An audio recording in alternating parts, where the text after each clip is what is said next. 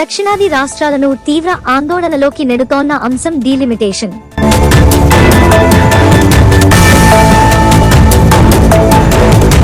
కేంద్ర ప్రభుత్వం అనుసరిస్తోన్న డీలిమిటేషన్ ప్రక్రియకు వ్యతిరేకంగా సరికొత్త ఉద్యమాలకు శ్రీకారం చుట్టారు స్టాలిన్. దక్షిణాదిన తెలుగుదేశం, జనసేన మినహా అన్ని పార్టీలు కూడా డీలిమిటేషన్ ప్రక్రియకు వ్యతిరేకంగా గళమెత్తుతున్నాయి. వైఎస్ఆర్ కాంగ్రెస్ పార్టీ తటస్థ వైఖరిని ఇక్కడ కూడా కొనసాగిస్తోంది. ఫలితంగా ఈ సమావేశానికి ఏపీ నుంచి ప్రధాన పార్టీల ప్రాతినిధ్యం దాదాపుగా లేనట్టే. డీలిమిటేషన్ దక్షిణాది రాష్ట్రాలను తీవ్ర ఆందోళనలోకి నెడుతోన్న అంశం డీలిమిటేషన్. 2026 నాటికి జనాభా ప్రాతిపదికన లోక్సభ నియోజకవర్గాలను పునర్విభజించాలంటూ కేంద్ర ప్రభుత్వం నిర్ణయించింది. ఉత్తరాదితో పోల్చుకుంటే దక్షిణాది రాష్ట్రాల్లో జనాభా సంఖ్య తక్కువగా ఉండటం వల్ల ఆశించిన స్థాయిలో సీట్ల సంఖ్య పెరగవని ఇక్కడి ప్రభుత్వాలు భావిస్తోన్నాయి. ఈ పరిస్థితుల మధ్య కేంద్ర ప్రభుత్వం అనుసరిస్తోన్న డీలిమిటేషన్ ప్రక్రియకు వ్యతిరేకంగా సరికొత్త ఉద్యమాలకు శ్రీకారం చుట్టారు స్టాలిన్. దక్షిణాది రాష్ట్రాలన్నింటినీ ఏకతాటిపైకి తీసుకుని రావడానికి కృషి చేస్తోన్నారు. ఇందులో భాగంగా దక్షిణాదిన బీజేపీ మిత్రపక్షాలేతర ముఖ్యమంత్రులు వివిధ పార్టీల అధినాయకులతో నేడు సమావేశాన్ని ఏర్పాటు చేశారు. ఈ సమావేశం సందర్భంగా ముఖ్యమంత్రి రేవంత్ రెడ్డి మాట్లాడారు. నియోజకవర్గాల పునర్విభజన విషయంలో దక్షిణాది రాష్ట్రాలు ఐక్యంగా పోరాడాలని విజ్ఞప్తి చేశారు. ప్రస్తుతం దేశం ఎదుర్కొంటోన్న అతిపెద్ద సవాల్గా అభివర్ణించారు. బీజేపీ జనాభా జరిమానాల విధానాన్ని కొనసాగిస్తోందంటూ విమర్శించారు. 1971లో జనాభాను నియంత్రించాలంటూ దేశం నిర్ణయం తీసుకున్నప్పటి నుంచి దక్షిణాది రాష్ట్రాలు దాన్ని అమలు చేస్తే ఉత్తరాదిలోని పెద్ద రాష్ట్రాలు జనాభా నియంత్రణలో విఫలమయ్యాయని రేవంత్ రెడ్డి చెప్పారు.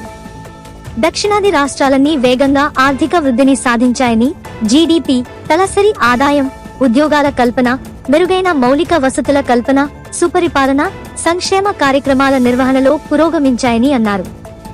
దేశ ఖజానాకు దక్షిణాది రాష్ట్రాలు పెద్ద మొత్తంలో నిధులను ఇస్తోన్నప్పటికీ కేంద్రం వెనక్కి ఇచ్చే మొత్తం మాత్రం చాలా తక్కువగా ఉంటోందని రేవంత్ రెడ్డి చెప్పారు. తమిళనాడు పన్నుల రూపంలో కేంద్రానికి రూపాయి చెల్లిస్తే 29 పైసలే వెనక్కి వస్తోంటే ఉత్తరప్రదేశ్ కు రూపాయికి ₹2.73 వెళ్తోన్నాయని గుర్తు చేశారు. Implementing a policy of demographic penalty. Since 1971, when India decided to adopt family planning as a national priority, South India has done very well, but big states in North India have failed. Bihar రూపాయి చెల్లిస్తే ₹9.22 వెనక్కి తీసుకుంటోందని రేవంత్ పేర్కొన్నారు. కర్ణాటక రూపాయికి 14 పైసలు మాత్రమే కేంద్రం నుంచి తీసుకుంటోందని అన్నారు. తెలంగాణ రూపాయికి 41 పైసలు, కేరళ 62 పైసలు మాత్రమే వెనక్కి వస్తోన్నాయని వివరించారు. అదే సమయంలో మధ్యప్రదేశ్ రూపాయి పన్ను రూపంలో కేంద్రానికి ఇస్తే వెనక్కి 2.79 తీసుకుంటోందంటూ రేవంత్ తెలిపారు. దక్షిణాది రాష్ట్రాలకు కేంద్రం కేటాయింపులు, పన్ను చెల్లింపులు క్రమంగా తగ్గిస్తోందని, చివరకు జాతీయ ఆరోగ్య మిషన్ కేటాయింపుల్లోనూ ఉత్తరాది రాష్ట్రాలకే 60 నుంచి 65% నిధులు దక్కుతున్నాయని అన్నారు. ఈ పునర్విభజనను అంగీకరించబోమని, ఇది దక్షిణాది రాష్ట్రాల రాజకీయ కుదింపునకు దారితీస్తుందని రేవంత్ రెడ్డి ఆందోళన వ్యక్తం చేశారు. మంచి ప్రగతి సాధిస్తున్న రాష్ట్రాలను ఈ ప్రక్రియ శిక్షిస్తోందని ధ్వజమెత్తారు. ఈ అసమగ్రమైన పునర్విభజన ప్రక్రియ చేపట్టకుండా దక్షిణాది మొత్తం కూడా బీజేపీని అడ్డుకోవాల్సిన అవసరం ఉందని చెప్పారు. డీలిమిటేషన్ కింద లోక్సభ నియోజకవర్గాల సంఖ్యను పెంచొద్దంటూ రేవంత్ రెడ్డి డిమాండ్ చేశారు. ఉన్న సీట్లతోనే పునర్విభజన ప్రక్రియ చేపట్టాలని డిమాండ్ చేశారు. 1976లో ఇందిరా గాంధీ నేతృత్వంలోని కేంద్ర ప్రభుత్వం అలానే పునర్విభజన చేపట్టిందని గుర్తు చేశారు. అలా జరగకుంటే రాష్ట్రాల మధ్య రాజకీయ తేడాలు, అసమతౌల్యాలు వచ్చేవని అన్నారు. 2001లో ప్రధానమంత్రి వాజ్పేయి నేతృత్వంలోని ప్రభుత్వం పునర్విభజన ప్రక్రియను అలానే ప్రారంభించిందని రేవంత్ రెడ్డి చెప్పారు. లోక్సభ సీట్లను అదే సంఖ్యలో ఉంచుతూ ప్రధానమంత్రి నరేంద్ర మోదీ డీలిమిటేషన్ ప్రక్రియను చేపట్టలేరా అంటూ నిలదీశారాయన. జనాభా దామాషా ప్రాతిపదిక పునర్విభజనను దక్షిణాది వ్యతిరేకిస్తోందని రేవంత్ తేల్చి చెప్పారు. బీజేపీ ప్రతిపాదిస్తున్న జనాభా దామాషా పద్ధతిలో పునర్విభజన చేపడితే దక్షిణాది రాష్ట్రాలైన మనం రాజకీయ గళం కోల్పోతామని ఆందోళన వ్యక్తం చేశారు. ఉత్తరాది రాష్ట్రాలు తమను ద్వితీయ శ్రేణి పౌరులుగా తగ్గించి వేస్తుందని అన్నారు. Delimitation and population. South India will lose political voice. North will make us secondary citizens. Everyone here agrees we will not accept delimitation based on the population, because then states like UP, Bihar, Madhya Pradesh, Rajasthan will dominate rest of the country. We cannot accept it at any cost. జనాభా ప్రాతిపదికన పునర్విభజన చేపడితే ఉత్తరప్రదేశ్, బీహార్, మధ్యప్రదేశ్, రాజస్థాన్, ఛత్తీస్గఢ్ వంటి రాష్ట్రాలు దేశంపై ఆధిపత్యం చలాయిస్తాయని ఎవరూ కాదనలేరని చెప్పారు. ఏ పరిస్థితుల్లోనూ దీనికి అంగీకరించకూడదని స్పష్టం చేశారు. బీజేపీ అనుసరిస్తున్న ఈ విధానానికి వ్యతిరేకంగా దక్షిణాది ప్రజలు, పార్టీలు, నాయకులు ఏకం కావాలని పిలుపునిచ్చారు. ప్రొరేటా విధానం కూడా దక్షిణాదికి నష్టమే కలిగిస్తుందని రేవంత్ స్పష్టం చేశారు. ప్రొరేటా ప్రక్రియ కూడా రాజకీయ అంతరాలను పెంచుతుందని, ఈ విధానాన్ని పాటిస్తే సీట్ల మధ్య తేడా కేంద్రంలో ఏ పార్టీ ప్రభుత్వాన్ని ఏర్పాటు చేస్తుందనే విషయాన్ని నిర్ణయిస్తుందని, ఒక్క సీటు కూడా తేడాను చూపుతుందని అన్నారు. ఒక్క సీటుతో కేంద్ర ప్రభుత్వం పడిపోయిన చరిత్ర దేశంలో ఉందని గుర్తు చేశారు. ప్రొరేటా విధానం కూడా దక్షిణాది రాజకీయ ప్రయోజనాలకు భంగం కలిగిస్తుందని చెప్పారు. వాటన్నింటికీ బదులుగా మోదీ, వాజ్పేయి విధానాన్ని అనుసరించడమే మేలని రేవంత్ అభిప్రాయపడ్డారు. మరో 25 ఏళ్ల పాటు లోక్సభ సీట్లలో ఎలాంటి మార్పు తీసుకురాకూడదని రేవంత్ అన్నారు. సీట్ల సంఖ్యలో మార్పు లేకుండా పునర్విభజన ప్రక్రియ చేపట్టాలని, ఈ విషయంలో రాష్ట్రాన్ని యూనిట్ గా తీసుకుని ఆ రాష్ట్రంలో ఉన్న జనాభా ఆధారంగా పునర్విభజన చేపట్టాలని డిమాండ్ చేశారు. ఆయా రాష్ట్రాల్లోని నగరాలు, గ్రామాల్లోని జనాభా ఆధారంగా లోక్సభ సీట్ల హద్దులను మార్పు చేయాలని, తాజా జనాభా లెక్కల ప్రకారం రాష్ట్రాల్లో ఎస్సీ, ఎస్టీ సీట్ల సంఖ్య పెంచాలని, ప్రతి రాష్ట్రంలో మహిళలకు 33% రిజర్వేషన్లు కల్పించాలని, లోక్ సభ స్థానాల పెంపును మరో 25 ఏళ్ల పాటు వాయిదా వేయాలని డిమాండ్ చేశారు రేవంత్. పార్లమెంటరీ వ్యవస్థ దేశానికి విధానపరమైన శాసనాలను రూపొందిస్తుందే తప్ప ప్రజలకు అవసరమైన చిన్న చిన్న సమస్యలపై నిర్ణయాలు చేయదని, ప్రజలకు సంబంధించిన ముఖ్యమైన సమస్యలను స్థానిక సంస్థలు, రాష్ట్రాలు, శాసనసభ నియోజకవర్గాల పరిధిలోనే పరిష్కారమవుతాయని ఆయన అన్నారు. Narendra Modi can follow Vajpayee's method. Don't increase Lok Sabha for another 25 years. Do delimitation taking state as a unit. Conduct delimitation within the states. Change boundaries of Lok Sabha seats inside state based on the latest census. Increase SC, ST seats in states. Provide 33% women reservation in every state. I was MP of Malkajgiri in Telangana, world's largest parliamentary constituency. Total voters was 32 lakhs. Population is over 45 lakh. So I understand problem of large constituencies, but parliament is for making policies for country, not for solving smaller citizen problems. Most common public problems are solved at state level, at assembly level, at local body level.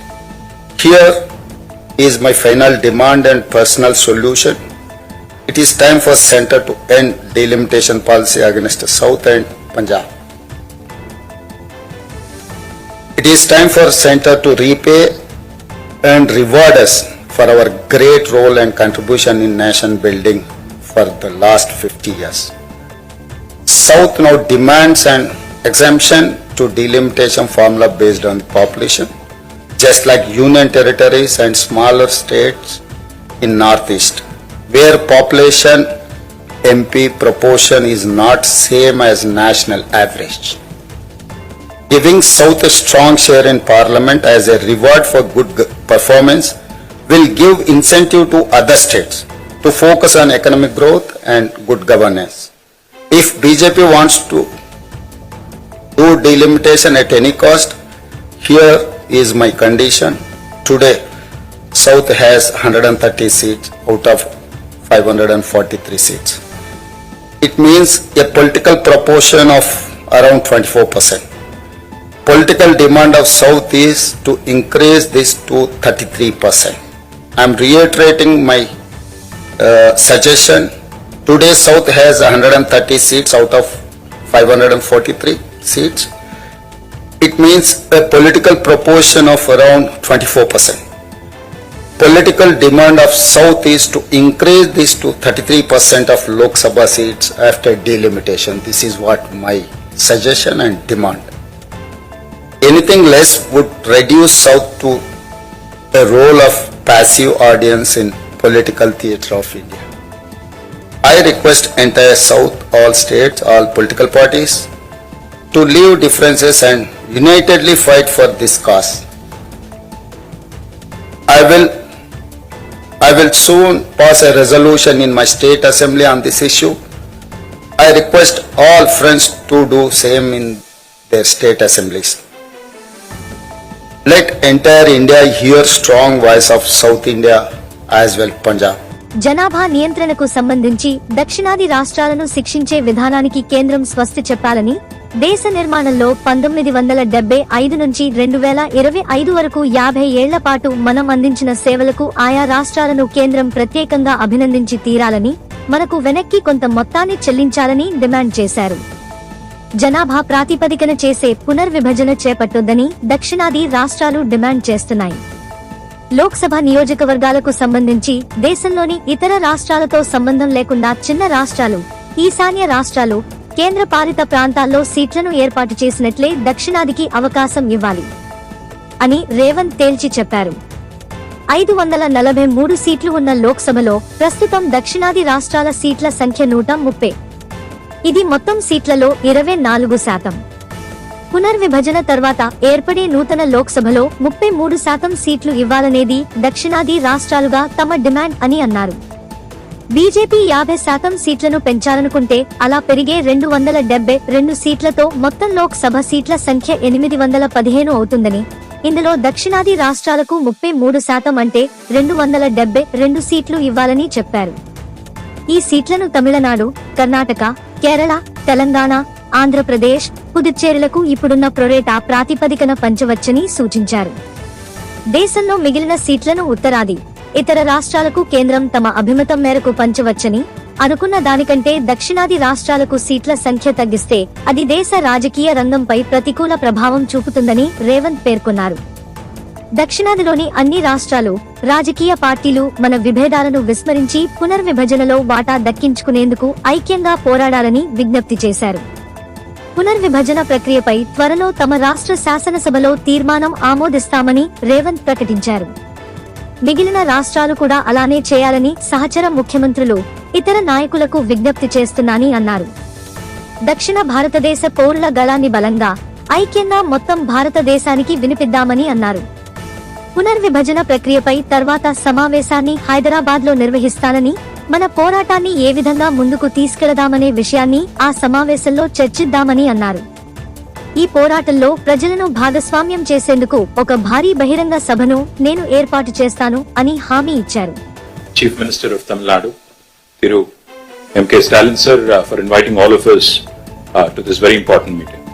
Honorable Chief Minister of Kerala, Shri Pinarayi Vijayan sir. Honorable Chief Minister of Telangana, Revanth Reddy garu. Honorable Chief Minister of Punjab, Shri Bhagwan Singh Manji. Honorable former Chief Minister of Odisha, Shri Naveen Patnaik ji. My brother and Deputy Chief Minister of Tamil Nadu, Shri Udayanidhi Stalin ji.